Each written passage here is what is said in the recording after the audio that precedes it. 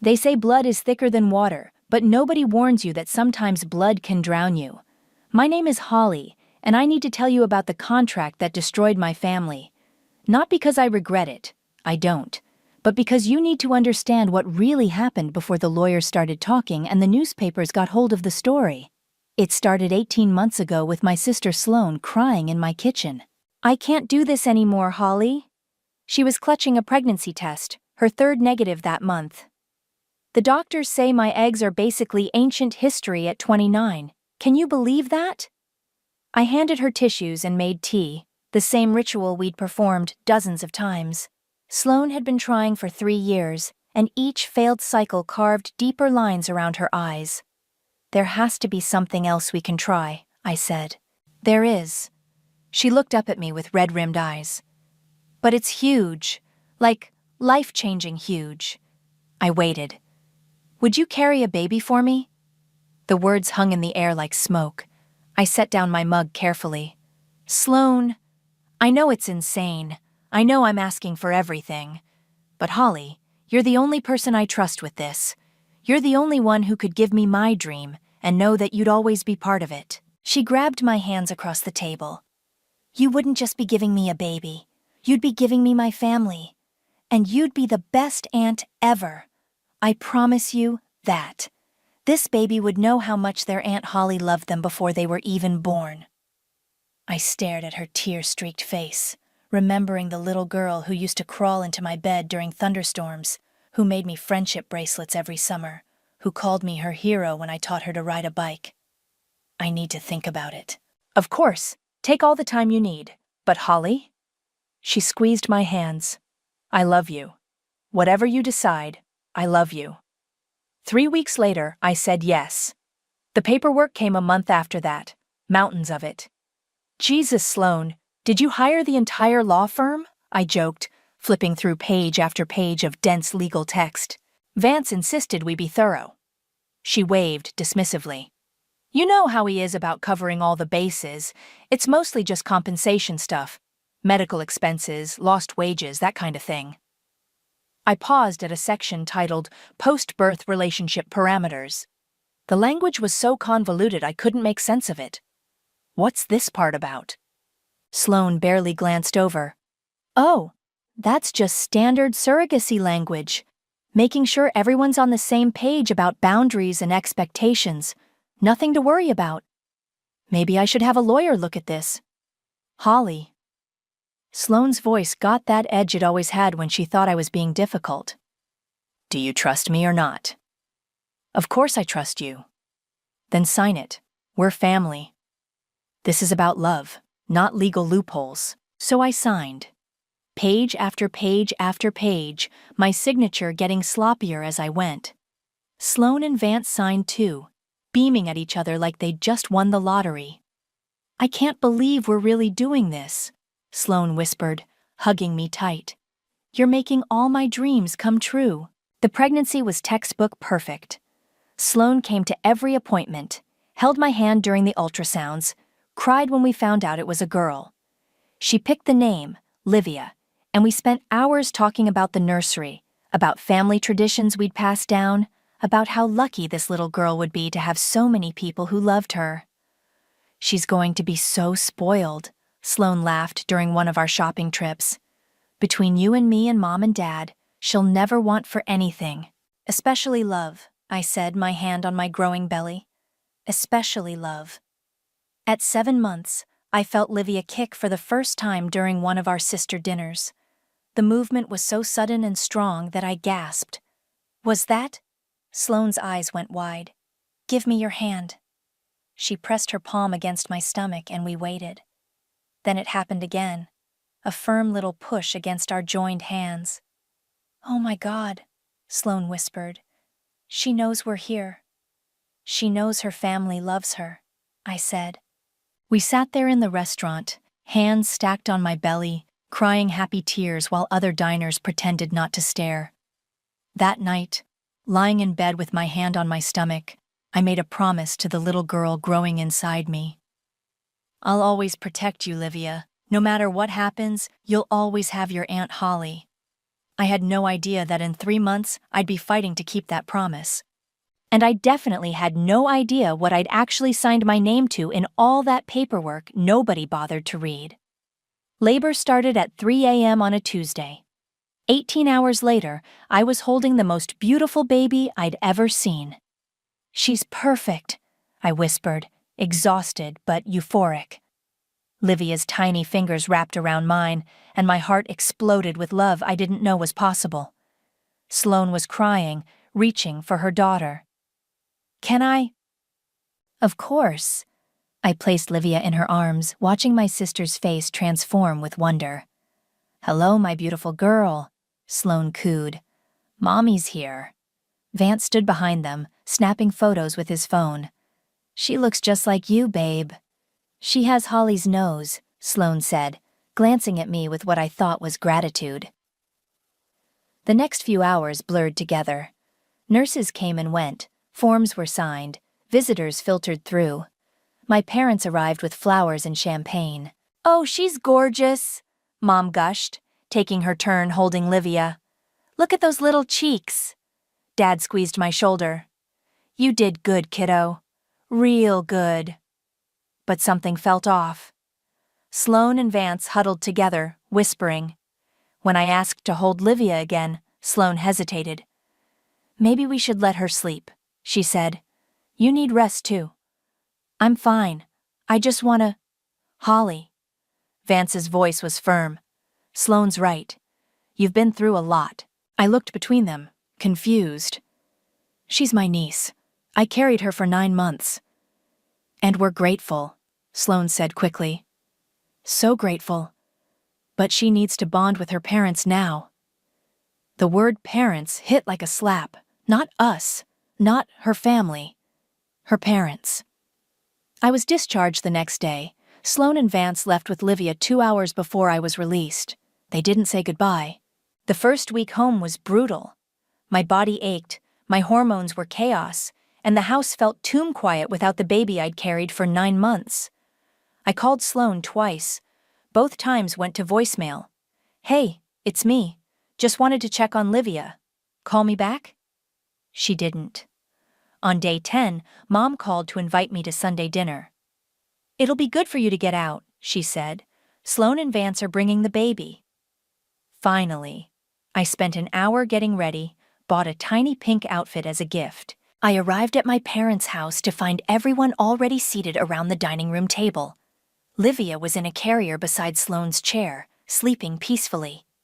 "There she is," I said, moving toward the baby. "Don't wake her," Sloane said sharply. "She just went down." I froze.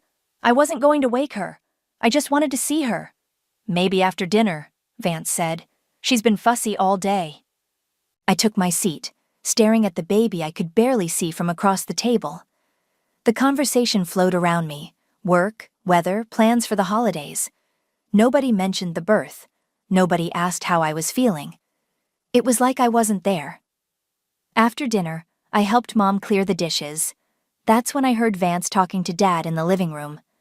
"We really appreciate what Holly did," he was saying, "but now we need to focus on what's best for Livia." "Of course," Dad replied. "That's what matters most." "The thing is," Vance continued, "having too many people involved can be confusing for a baby. She needs stability, consistency." I stepped closer to the kitchen doorway, dishes forgotten. "Holly's been through a lot," Mom said, joining the conversation. "But she knew this day would come. She was just the incubator after all." The plate I was holding slipped from my hands and shattered on the floor. Everyone rushed into the kitchen. Mom looked mortified, but not apologetic. "Holly, I didn't mean—" "Yes, you did." My voice was steady, but my hands were shaking.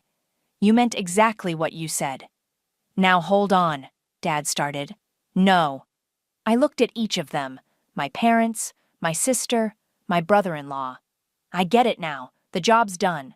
The incubator served its purpose." "Holly, please," Sloane said. "You're being dramatic." "Am I?" I knelt and started picking up the broken pieces. "When's the last time you returned my calls? When's the last time you asked how I'm doing?" "We've been busy." "With my niece." The baby I carried. The baby I delivered. The baby you promised I'd always be part of her life. Sloane's face flushed. Things are complicated now. No, they're not. I stood up, ceramic shards still in my palm. They're actually very simple. You got what you wanted, and now I'm inconvenient. That's not fair, Vance said. Isn't it? I looked at him directly. Tell me, Vance, when's my next visit with Livia? When am I babysitting? When am I taking her to the park or reading her bedtime stories? He didn't answer. Holly, Sloane said quietly, maybe it's better if you stepped back, for everyone's sake, including yours. The words hung in the air like poison gas. For everyone's sake, I repeated, or for your sake. Don't make this harder than it has to be, Mom said. I laughed, but there was no humor in it. Harder? You think this is me making things hard? I walked to the living room and looked down at Livia, still sleeping peacefully in her carrier. She was so beautiful, so perfect, so completely cut off from me. Goodbye, I said to the room. Nobody tried to stop me. That night I deleted their numbers from my phone. All of them except one. I called Natasha. They think I'll just disappear, I told my best friend. They think I'll collapse and fade away like a good little incubator. Will you? She asked. I stared at the stack of legal papers on my kitchen table, the ones nobody had bothered to read carefully. No, I said. I don't think I will. The weeks after that dinner were the darkest of my life. I'd wake up at 3 a.m., my body still programmed to feed a baby who wasn't there. My breasts ached, my hormones were a disaster, and I felt like a ghost haunting my own life. Natasha came over every few days with takeout and tissues. You look like hell, she said, setting Chinese food on my coffee table.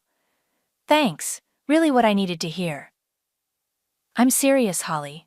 When's the last time you showered? I couldn't remember. Come on, she pulled me off the couch. Shower first, then we eat, then we talk about those papers. What papers? The ones you've been staring at for 3 weeks, the contract you signed. After my shower, Natasha had spread the documents across my dining table like she was preparing for battle. Okay, walk me through this, she said.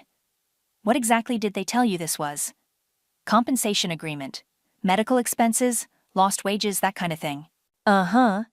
She flipped through pages, her lawyer brain working. And this section here? Post-birth relationship parameters? Sloane said it was standard language about boundaries. Holly. Natasha looked up at me. This isn't standard anything. This is actually brilliant. What do you mean? I mean, whoever wrote this contract wasn't just thinking about surrogacy. They were thinking about legacy. She pointed to a dense paragraph I'd never understood. See this clause? It ties your access to Livia directly to the Family Trust Fund. What family trust fund? The one your grandparents set up. The one worth about $12 million. I stared at her. 12 million? Your grandparents were smart. They created a trust that pays out to family members, but only if certain conditions are met. Conditions about family unity and inclusion. I don't understand. Holly, if Sloane and Vance prevent you from having a relationship with Livia, if they exclude you from family gatherings, deny you access to your niece, treat you like you're not family, they forfeit their share of the inheritance. That's impossible. It's not just possible, it's ironclad. And guess what? If they forfeit their share, it goes to you. My phone buzzed. A text message from a number I didn't recognize. Welcome party for baby Livia this Saturday. Can't wait to celebrate our little princess. Sloane. I showed Natasha the screen. I wasn't supposed to get this. Group text? Has to be. Look. I scrolled up. The message was sent to 12 people. Mom, Dad, Vance's parents, Sloane's college friends, some cousins. Everyone except me. They're having a party for my niece and didn't invite me, I said. But they accidentally included you in the planning text. God, they can't even exclude me properly. Natasha was quiet for a long moment. Holly, what do you want to do about this? What do you mean? I mean, you have options.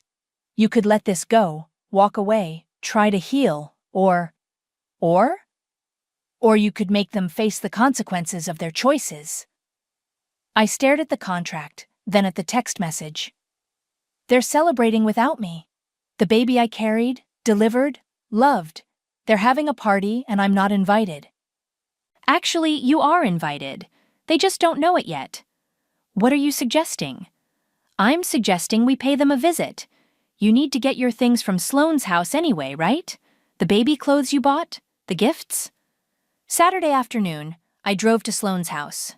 The driveway was packed with cars. Through the front window, I could see people laughing, holding drinks, passing around a tiny pink bundle. My niece, being celebrated by everyone except the woman who brought her into the world. I used my key, the one Sloane had given me months ago, the one she'd forgotten to ask for back. The house was decorated with pink balloons and welcome baby banners. The living room was full of people I recognized, all cooing over Livia. Holly, Sloane's voice was sharp with panic. What are you doing here? Getting my things, I said calmly. The baby clothes I bought, the gifts I wrapped. You can't just what? Enter the house I have a key to. Collect the belongings I left here? Vance appeared at Sloane's side. This isn't a good time. For who? The room had gone quiet. Everyone was staring at us. Maybe we should talk privately, Sloane said. Why? These are all family friends, right? People who love Livia? I walked over to where Vance's mother was holding the baby. Hi, Mrs. Carter. She's beautiful, isn't she? She is, the older woman said carefully. I carried her for 9 months, delivered her 10 days ago. Holly, Sloane hissed. Stop. Stop what? Telling the truth? I looked around the room at all the uncomfortable faces. I'm Livia's aunt, the one who made her existence possible, but I wasn't invited to her welcome party. It's complicated, Vance said. No, it's not. I pulled out my phone and started recording. It's actually very simple. You got what you wanted, and now you're erasing me. Turn that off, Sloane demanded. Why? Afraid someone might hear how you really feel about your sister? You're being ridiculous. Am I? Tell me, Sloane. When's my next visit with Livia? When am I babysitting her? When am I reading her bedtime stories like you promised? Sloane's face crumpled. Holly, please. You're making a scene. I'm making a scene? I'm the problem here. Yes, the word exploded out of her. You are the problem. You can't just show up and expect everything to be the same. You were the surrogate. The job is done. We need space to be a family. The room was dead silent. There it is, I said to my phone. The truth. I was just the surrogate. The job is done. I stopped recording and looked at my sister. Thank you for clarifying where I stand. I gathered my things from upstairs. The baby clothes, the gifts, the breast pump I'd bought. When I came back down, the party had resumed, but the energy was different. Strained. Holly, Mom said as I headed for the door, let's talk about this. Talk about what? How I was just the incubator? How the job is done? You're twisting things. I'm repeating things. Your words. I looked back at the room full of people celebrating my niece. Enjoy the party. I hope it's everything you dreamed of. That night, Natasha came over with wine and a laptop. So, she said, settling onto my couch. Ready to make some calls? What kind of calls? The kind that remind people what they signed. I looked at the contract spread across my coffee table, then at the video on my phone of Sloane telling me I was just the surrogate. Yeah, I said. I think I am. Tell me about this trust fund, I said, pouring wine for both of us. Natasha pulled up documents on her laptop. Your grandparents were old-school wealthy, built a fortune in real estate, but they were terrified their family would fall apart after they died. So they created a trust. Not just any trust, A behavioral trust. It pays out based on family cohesion. If family members exclude each other, cut each other off, or break family bonds, they lose their inheritance. She turned the screen toward me. Look at this clause. Beneficiaries who engage in actions that deliberately exclude, ostracize, or sever family relationships shall forfeit their portion, which will be redistributed to the wronged party. That's specific. Your grandmother was apparently very specific about family loyalty. She'd seen too many wealthy families destroy themselves over money. But how does this connect to my surrogacy contract? Natasha grinned. That's the beautiful part. Remember when you were confused about all the legal language? The post-birth relationship parameters? Sloane said it was standard. It wasn't standard. It was genius. Someone, and I'm betting it was Jake Williams, the family lawyer, wrote language that directly tied your surrogacy agreement to the trust conditions. She pulled up another document. See this? In the event that the intended parents prevent the surrogate from maintaining familial relationships with the child, including but not limited to exclusion from family gatherings, denial of visitation rights, or public statements diminishing the surrogate's family status, such actions shall constitute a violation of family unity provisions outlined in Trust Document 1987B. English, please. If they cut you out, they lose everything, and you get it all. I stared at the screen. $12 million. 12.7, actually. It's been growing for decades. But they signed this. Sloane, Vance, even my parents had to sign as witnesses. Why would they agree to this? Because they didn't read it. You said it yourself. Mountains of paperwork. Vance wanted to be thorough. Sloane dismissed your concerns. They trusted the lawyer. They trusted that the lawyer was working for them. Something in her tone made me look up. Wasn't he? Jake Williams has been the family lawyer for 30 years. He wrote your grandparents' trust. He knew exactly what he was doing when he drafted your surrogacy contract. Are you saying he set them up? I'm saying he protected you, and he protected your grandparents' wishes about family unity. My phone rang. Unknown number. Holly? This is Jake Williams. I think we need to talk. I looked at Natasha, who nodded. Mr. Williams, I was just learning about some interesting clauses in my contract. I'm sure you were. Can you come to my office tomorrow? There are some things we need to discuss. What kind of things? The kind that require privacy and proper documentation. After I hung up, Natasha was practically bouncing. This is it, Holly. This is your moment. I don't know if I can do this. Do what? Hold them accountable for their choices? Destroy my family. They destroyed your family. You're just making sure there are consequences.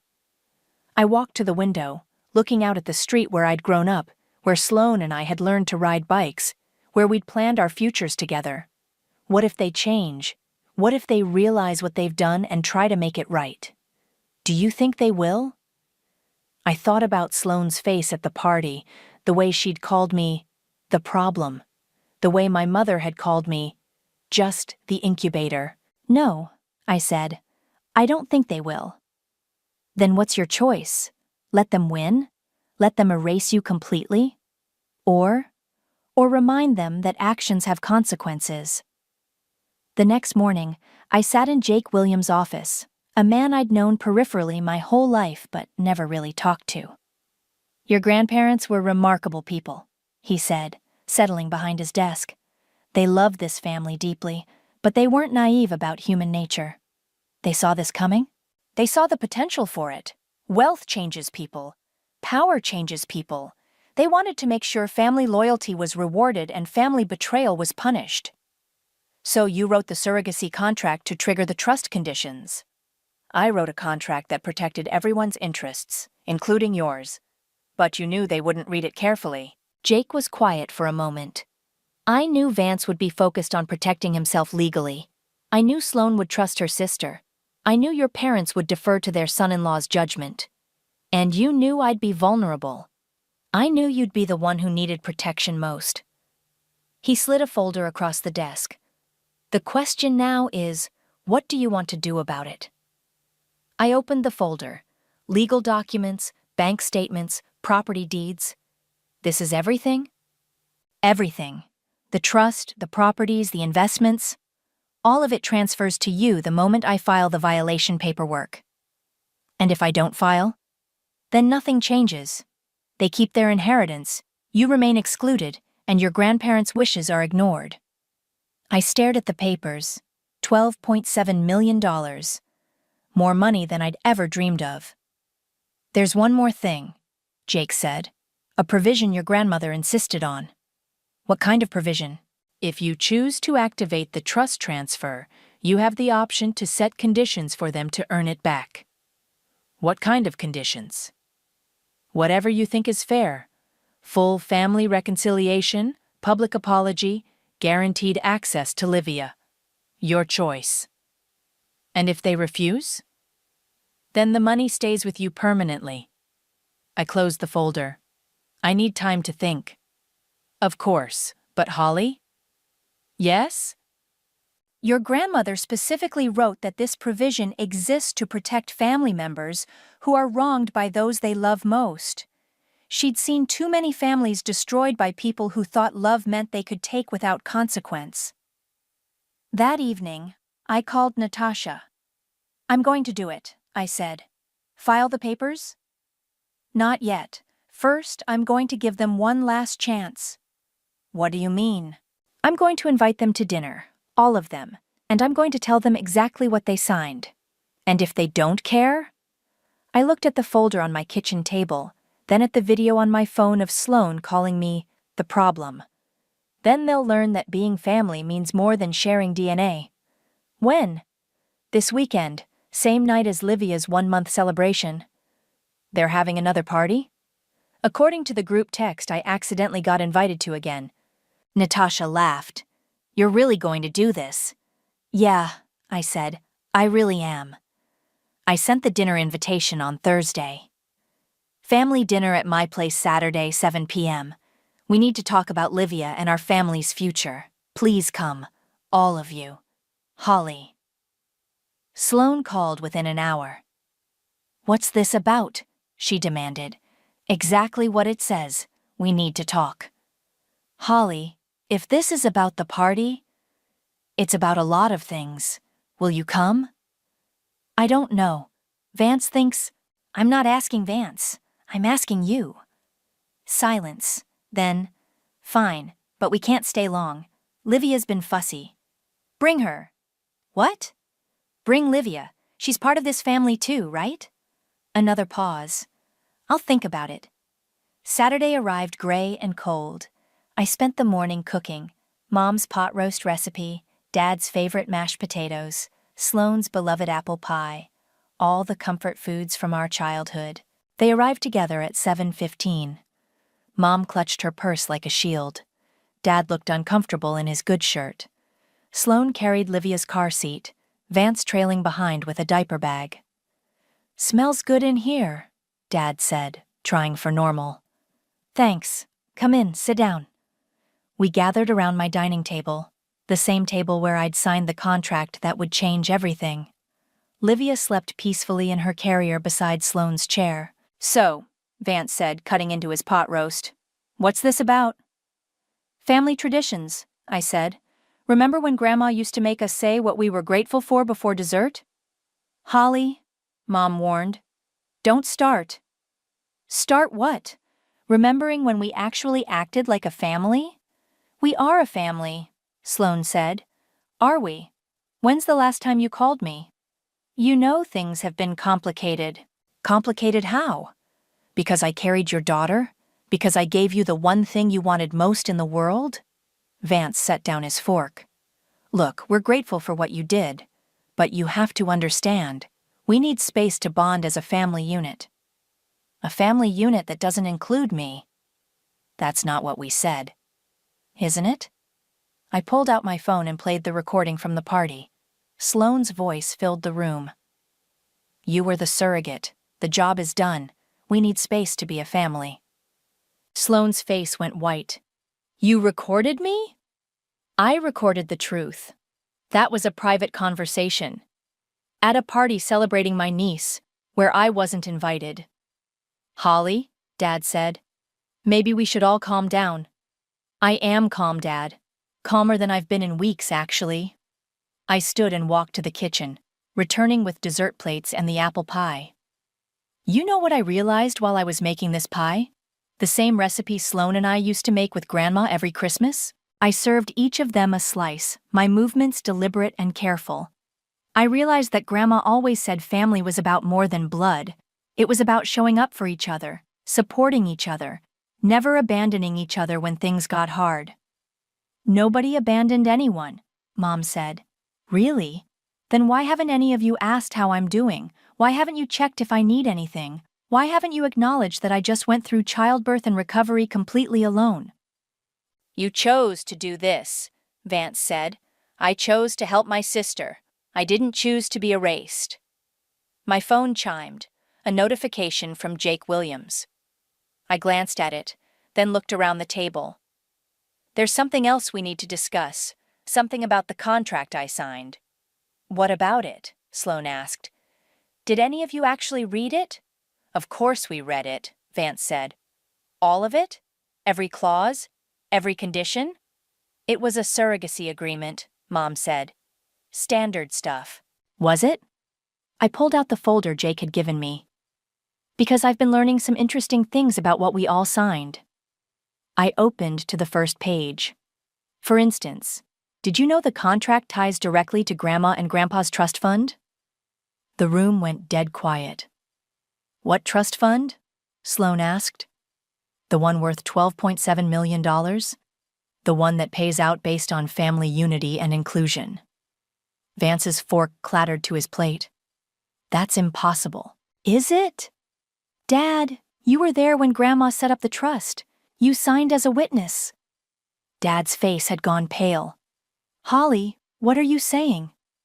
I'm saying that when you exclude family members, when you cut them off or treat them like they don't belong, you forfeit your inheritance. That's ridiculous, Mom said, but her voice shook. Is it? Let me read you something. I flipped to a marked page. Beneficiaries who engage in actions that deliberately exclude, ostracize, or sever family relationships shall forfeit their portion, which will be redistributed to the wronged party. You're making this up, Sloan whispered. My phone chimed again, another notification. Actually, I'm not making anything up, and neither is Jake Williams, who just sent confirmation that all the paperwork is ready to file. What paperwork? Vance demanded. The paperwork that transfers your inheritance to me, based on your violation of the Family Unity Clause. Sloan started crying. Holly, you can't be serious. I'm completely serious. You called me just the incubator. You excluded me from family gatherings. You told me the job was done, and I needed to disappear. We never said disappear. You didn't have to. Your actions said it for you. Vance stood up abruptly. This is blackmail. No, this is consequences. There's a difference. Holly, Dad said quietly, what do you want? I want what was promised to me. I want to be Livia's aunt. I want to be part of this family. I want the respect and inclusion I was guaranteed when I signed that contract. And if we say no? Mom asked. I looked at each of them, then at Livia sleeping peacefully in her carrier. Then you'll learn that family loyalty isn't just a nice idea. It's a legal obligation. My phone chimed a third time. Jake's message was simple. Papers filed. Transfer complete. Congratulations. I showed them the screen. Too late, I said. You already said no. The explosion that followed was everything I'd expected, and nothing I was prepared for. Vance exploded first. You manipulative bitch! He slammed his hand on the table, making the dishes jump. You planned this whole thing. Vance! Sloan grabbed his arm, but he shook her off. No, she played us, all of us. The whole sob story about wanting to help, about being the loving sister, it was all a setup. Sit down, I said calmly. Don't tell me what to do. You just stole our inheritance. I didn't steal anything. You forfeited it. Mom was frantically scrolling through her phone. This can't be legal.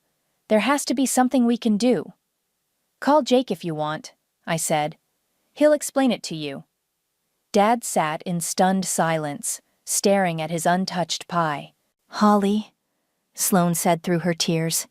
Please, you're my sister. We can fix this. Can we? How? I don't know, but there has to be a way. You can't destroy our family over this. I didn't destroy our family, you did, when you decided I was disposable. Livia started crying, probably startled by all the shouting. Sloane picked her up, bouncing her gently. Look at her, Sloane said desperately. Look at your niece. You're going to ruin her future over hurt feelings? Hurt feelings? I stood up. You think this is about hurt feelings? What else would you call it? I'd call it being erased from my own family. I'd call it being treated like a paid service instead of a sister. I'd call it watching you celebrate my niece while pretending I don't exist. We never pretended. You had a welcome party and didn't invite me. You're planning a 1-month celebration and didn't invite me. When exactly was I going to see Livia again? Sloane couldn't answer. That's what I thought. Vance was pacing now, his face red with rage. You want to know the truth? Fine. We were protecting Livia from you. From me? From your obsession with her, the way you acted like she was yours. It was creepy, Holly, unhealthy. I acted like I loved her, because I do. You acted like her mother. I was her mother for 9 months. No, Sloane screamed. You were her carrier. That's all. You carried her for me. The words hung in the air like a bomb that had just exploded. There it is, I said quietly. The real truth. I was just the carrier. Sloane realized what she'd said, her face crumpling. Holly, I didn't mean… Yes, you did. You meant every word. My phone started ringing. I glanced at it. Natasha. Excuse me, I said, stepping into the kitchen. How's it going? Natasha asked. About as well as expected. They're furious. Good. They should be. Any regrets? I looked back at the dining room, where my family was having a heated, whispered argument while Livia cried. Ask me tomorrow. When I returned, they'd clearly been strategizing. Holly, Dad said carefully. What would it take to reverse this? Reverse what? The trust transfer. What are your conditions? I sat back down, considering. Full family inclusion, guaranteed access to Livia, public acknowledgement of what you did wrong. Public? Mom gasped. You want us to humiliate ourselves? I want you to tell the truth, the same truth you've been telling everyone privately. What truth? Vance demanded. That you used me and threw me away. That you got what you wanted and decided I was inconvenient. We never said that. I pulled out my phone again, scrolling to the recording from the party. Want me to play it again? Holly, Sloane said. Please, I'll do anything. Just give us back what's ours. What's yours? It was never yours. It was Grandma and Grandpa's. They left it to family members who honored family bonds. We are family. Are we? When's the last time you treated me like family? Sloane couldn't answer. Here's what's going to happen, I said. You're going to leave. You're going to think about what you've done. And if you decide you want to be a real family, all of us, including me, then we can talk about conditions. And if we don't? Vance asked. Then you live with the consequences of your choices. They gathered their things in angry silence. Sloane strapped Livia into her car seat, tears streaming down her face. Holly, she said at the door. I love you. I know you don't believe that right now, but I do. If you loved me, you wouldn't have erased me. I was scared. Of what? Of losing her, of sharing her, of not being enough. So you decided I had to be nothing. Sloane had no answer for that. After they left, I sat alone at my dining table, surrounded by the remnants of our last family dinner. My phone buzzed with text after text. Mom, this is not over. Dad, Please reconsider, for the family. Vance, you'll regret this. But nothing from Sloane. The next morning, Natasha came over with coffee and newspapers. You made the society pages, she said, spreading the paper on my table. The headline read, Local Family Trust Dispute Rocks Social Circle. How did they? Vance's big mouth, probably. He called half the country club last night, trying to find a lawyer who'd take the case. Any luck? None. The contract is airtight. My phone rang. Jake Williams. Holly, we need to talk. There's been a development. What kind of development?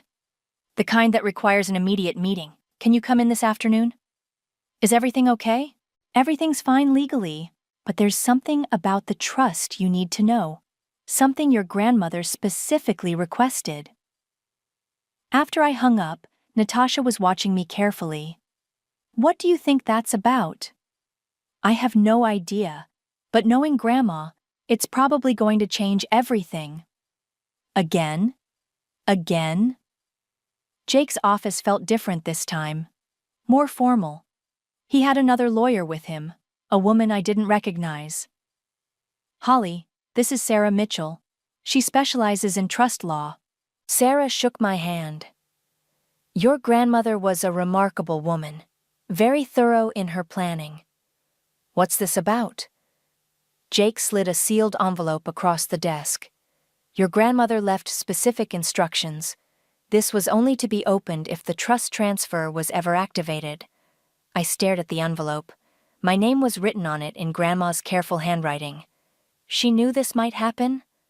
She hoped it wouldn't, Sarah said, but she prepared for the possibility. I opened the envelope with shaking hands. Inside was a letter and another legal document.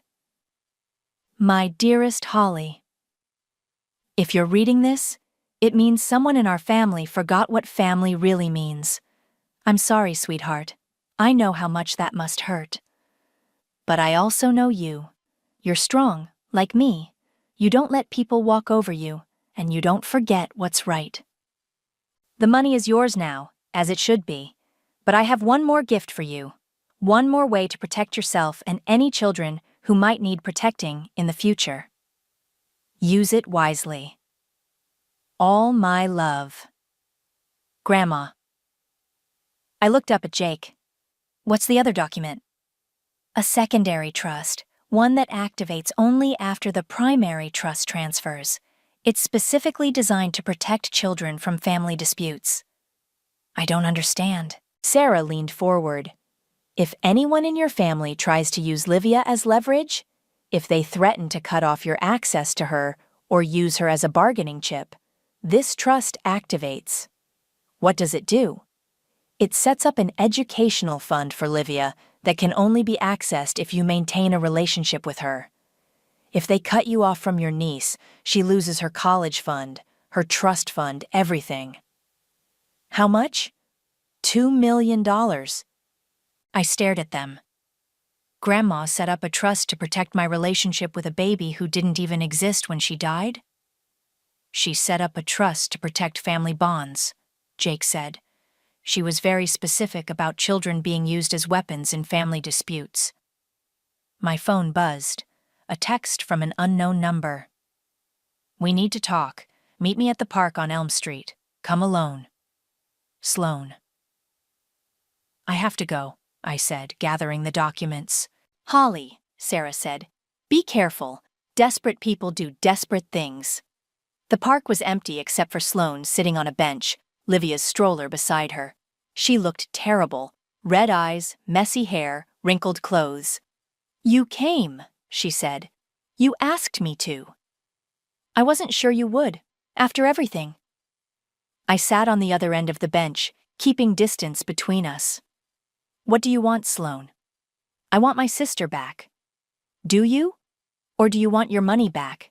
Both. At least she was honest.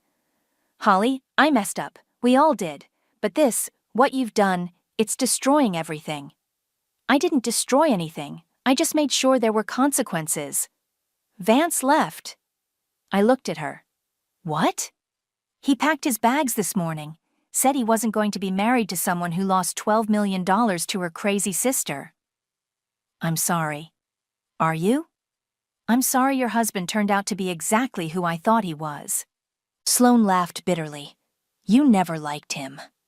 I never trusted him. There's a difference. Mom and Dad aren't speaking to each other. Dad blames Mom for the incubator comment. Mom blames Dad for not reading the trust documents properly. And you blame me. I blame all of us. She looked down at Livia, who was sleeping peacefully. But mostly I blame myself. For what? For being scared, for listening to Vance, for forgetting that you're my sister. I watched her face, looking for the manipulation I'd grown used to, but she just looked broken. Holly, I need you to know something. When I was in labor with my first pregnancy, the one I lost, you were the only one who stayed with me all night. Do you remember? I did remember. Sloane had been 26, terrified, and alone because Vance was out of town on business. You held my hand and told me everything would be okay, even when the doctor said it wouldn't be. Sloane, I forgot that. I forgot who you really are. I let Vance convince me you were a threat instead of remembering you were my protector. Livia stirred in her stroller, making soft baby noises. She looks like you, Sloane said quietly. She looks like us, like our family. Holly, what would it take, really, for you to forgive me? I thought about the documents in my purse, about the secondary trust that would protect my relationship with Livia forever. I want to be her aunt, really be her aunt, not just when it's convenient for you. Okay? I want you to acknowledge publicly what you did, not to humiliate you, but so people understand that actions have consequences. Okay. And I want you to mean it, not just say it because you want the money back. Sloane was quiet for a long moment. What if I can't give you the money back? What if it's too late? Is it about the money? Partly. But mostly it's about proving that family matters more than pride. And if I can't swallow my pride, then you'll have to live with the consequences. Sloane reached into the stroller and picked up Livia, who had started to fuss. Would you like to hold her? I hesitated. Are you sure? She's your niece. She should know her Aunt Holly. I took Livia carefully, and she settled against my chest like she belonged there. Hi, sweetheart, I whispered. I've missed you. Holly, Sloane said. I'm going to fix this. I don't know how, but I'm going to make it right. How? I'm going to tell everyone the truth, about what we did to you, about how wrong we were. And then I'm going to hope my sister is more forgiving than I deserve. I looked down at Livia, then back at Sloane. There's something else you need to know. About the trust. What about it? Grandma left another provision, one that protects Livia. I told her about the secondary trust, watching her face change as she understood the implications. So if I try to keep you away from her, she loses everything. Her college fund, her inheritance, all of it. Sloane was quiet for a long time. Grandma really thought of everything. She did. Holly, I want you to know, even if there was no money involved, even if there were no consequences, I'd still want to fix this, because I miss my sister. I looked at her, holding my niece, and for the first time in weeks, I saw the sister I'd grown up with instead of the stranger she'd become. I miss her too, I said. But missing someone and trusting them again were two very different things. The Facebook post went live on Tuesday morning. I need to publicly apologize to my sister Holly. 3 months ago, she carried and delivered my daughter as a surrogate. Instead of celebrating her incredible gift, my family and I treated her like she was disposable. We excluded her from family gatherings, called her just the incubator, and tried to erase her from our lives after she gave us everything we dreamed of. We were wrong. Completely, utterly wrong. Holly, if you're reading this, I'm sorry. Our daughter deserves to know the aunt who loved her before she was even born. Sloane. My phone started ringing within minutes. Did you see it? Natasha asked. I saw it. How do you feel? Surprised. I didn't think she'd actually do it. What now? Now we see if she means it. The post had over 200 comments by noon. Most were supportive of Sloane's apology, but a few were brutal. You treated your own sister like a rental womb? Disgusting. Holly deserves better than this family. Too little, too late. Mom called that afternoon. Holly, we need to talk. Do we? Your sister's post. It's causing problems. People are talking. Good. Maybe they should talk. This isn't helping anyone. It's helping me. Finally, people know the truth. The truth is complicated. No, Mom, the truth is simple. You forgot I was your daughter. Silence. Then quietly, you're right. I almost dropped the phone. What? You're right. I got so caught up in Sloane's happiness, in finally having a grandchild, that I forgot about my other daughter. The one who made it all possible. Mom, I called you an incubator, Holly. My own daughter. I don't know how to take that back. You can't take it back, but you can do better going forward. How? By remembering that I'm family too. Dad called an hour later. Your mother's been crying all day, he said. I'm sorry to hear that. Are you? Really? I thought about it. Yeah, I am.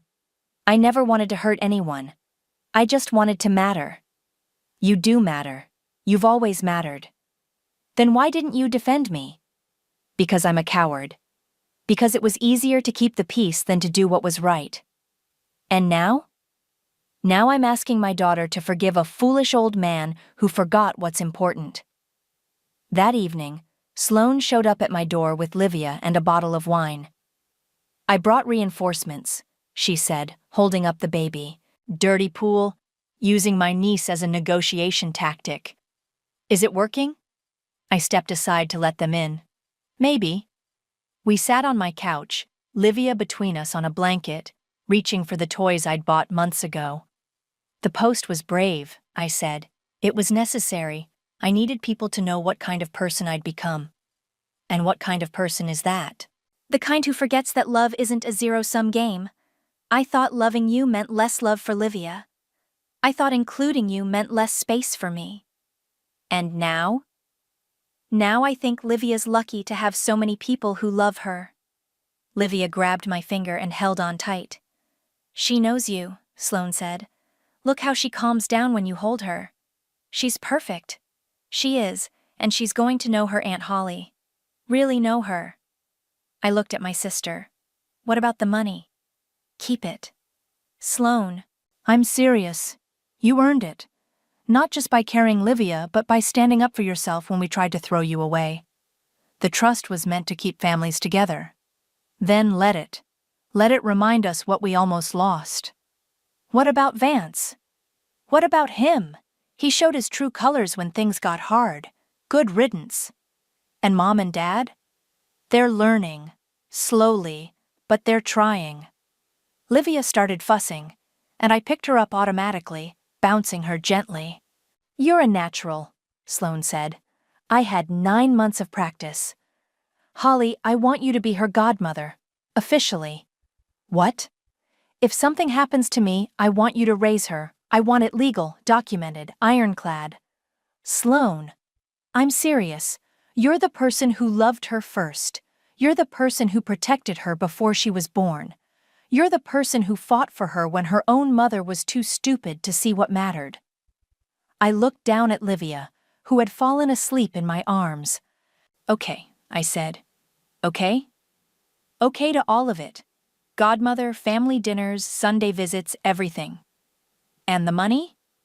I'll set up a trust for Livia, for her education, her future. The rest, we'll figure it out. We? We. As in family. As in the way it should have been from the beginning. Sloane started crying. I thought I'd lost you forever. You almost did. But not quite? Not quite. My phone buzzed. A text from Jake Williams. Saw the Facebook post. Your grandmother would be proud. Both of you. I showed Sloane the message. Think she's watching? Sloane asked, probably laughing at how long it took us to figure it out. Figure what out? That family isn't about blood or money or who gets what. It's about showing up. It's about fighting for each other instead of against each other. Livia stirred in my arms, opening her eyes and looking up at me with that serious baby expression that melted my heart every time. "Hi, beautiful girl," I whispered. "Your Aunt Holly's here, and I'm not going anywhere." Sloane leaned against my shoulder, watching her daughter. "Thank you," she said quietly. "For what?" "For not giving up on us, for fighting back, for making sure she'll always have her aunt. Thank you for remembering that I'm your sister." "Always," she said, "even when I'm too stupid to act like it." I looked around my living room, at my sister, at my niece, at the family I'd almost lost and fought to keep. The money was nice. The justice was satisfying. But this, having my family back, having my place in Livia's life secured, this was everything. Grandma had been right about consequences, but she'd also been right about something else. Family is worth fighting for, even when they forget it themselves.